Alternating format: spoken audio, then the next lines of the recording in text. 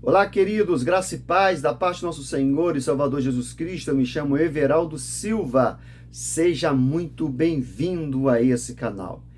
Ebeneze, até aqui nos ajudou o Senhor. É o tema desse vídeo. Se você não é inscrito no canal, aproveita este momento. Aqui embaixo já vai se inscrevendo, dando aquele joinha, compartilhando para que vidas sejam elas alcançadas e edificadas pela palavra do Senhor.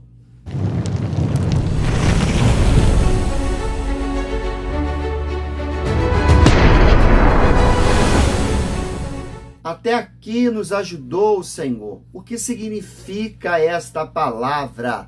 A declaração até aqui nos ajudou o Senhor é uma das mais emblemáticas e consoladoras. Essa expressão de gratidão e confiança é encontrada nas Escrituras. Ela se encontra em 1 Samuel 7, versículo 12, quando o profeta Samuel ergueu uma pedra e a qual chamou de Ebeneze, após a vitória dos israelitas sobre os filisteus, e disse: até aqui o Senhor nos ajudou. O período em que Samuel pronunciou essas palavras foi um dos mais difíceis na história de Israel, envolvendo perdas espirituais e derrotas significativas. No entanto, a declaração do profeta Samuel, ao dizer até aqui nos ajudou o Senhor, mostrava que a providência divina não tinha abandonado o povo da aliança, apesar do fracasso humano por causa da desobediência. Porque Samuel disse, até aqui nos ajudou o Senhor. Para entendermos plenamente o significado desta afirmação, é necessário considerar o contexto histórico em que ela foi pronunciada. Durante um longo período, Israel estava em desobediência a Deus, o que resultou em uma das piores derrotas da história. Nos capítulos iniciais de 1 Samuel, nós lemos sobre a batalha contra os filisteus, em que os israelitas, confiando na presença simbólica da Arca da Aliança, acreditavam que a vitória já estava garantida. No entanto, a realidade foi bem diferente. Os israelitas foram derrotados. A Arca da Aliança foi capturada e muitos soldados, incluindo os filhos do sacerdote Eli, foram mortos. Relatado lá em 1 Samuel 4, 10 a 11. Essa derrota não foi apenas militar, mas também espiritual, pois reflete o afastamento, ou seja, do povo de Deus e a falência moral e espiritual de sua liderança. A captura da Arca da Aliança, que representava a presença de Deus entre o seu povo, foi um golpe devastador. Israel, então, passou a viver sobre a sombra dessa derrota. Embora a Arca da Aliança tenha sido devolvida pelos filisteus, que estavam sendo castigados pelo juízo de Deus, ela permaneceu afastada do tabernáculo por cerca de 20 anos, em Quiritim Jearim, na casa de um homem chamado Abinadab. Foi nesse contexto que o profeta Samuel, que desde a infância foi dedicado ao serviço do Senhor, liberou um movimento de arrependimento e retorno para Deus. Samuel considerou o povo de Israel abandonar os seus ídolos e voltar ao Senhor em oração e em jejum. Então, quando os filisteus novamente se levantaram contra Israel, Samuel ofereceu um sacrifício ao Senhor e clamou livremente. Deus respondeu com poderoso estrondo, confundindo os inimigos e garantindo a vitória decisiva para Israel. 1 Samuel 7, 10 a 11. Samuel tratou de atribuir aquela vitória não ao esforço humano, mas diretamente à intervenção do Senhor sobre aquele cenário. Samuel ergueu uma pedra como memória do auxílio divino, entenda, e chamou aquele lugar Ebeneze, dizendo, até aqui nos ajudou o Senhor.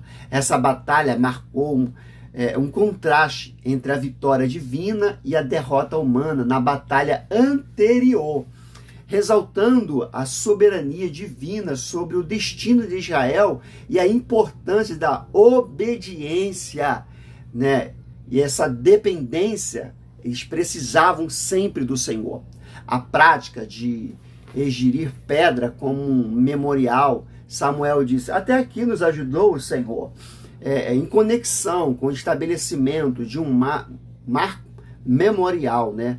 Essa prática de erigir pedras como monumento de recordação já fazia parte da cultura israelita, desde os tempos dos patriarcas. É um propósito de marcação, um evento significativo na história, isso falando também da história espiritual do povo de Israel. Podemos encontrar um exemplo notável dessa prática na história de Jacó. Vocês lembram lá em Gênesis 28?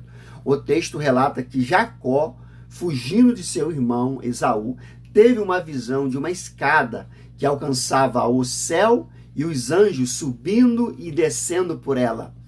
Ao despertar, Jacó reconheceu o lugar como a casa de Deus e chamou Betel.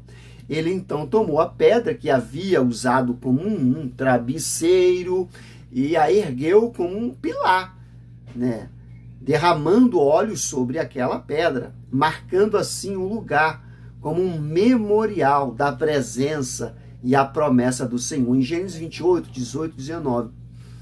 Outro exemplo significativo dessa prática ocorreu com Josué durante a conquista da terra prometida, quando o povo de Israel atravessou o rio Jordão em terra seca, lembra? Por comando do Senhor, Josué ordenou que 12 pedras fossem retiradas do leito do rio e erguidas em Gilgal como um memorial. Essas pedras serviram como um sinal para a futura geração, lembrando-lhe que o Senhor secou as águas do rio Jordão, permitindo que Israel passasse de pé, enxugo, seco, em Josué 4, 1 ao 7. Assim como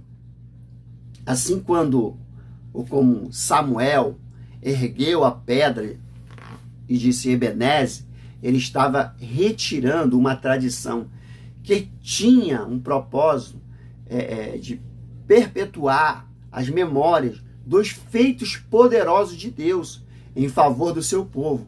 A prática de colocar pedra em locais grandes, em grandes vitórias e também vitórias espirituais ou revelações divinas, era uma forma de construir a história visível da fé, onde cada memorial lembrava ao povo de Israel que o Senhor era a sua verdadeira força e era a sua segurança.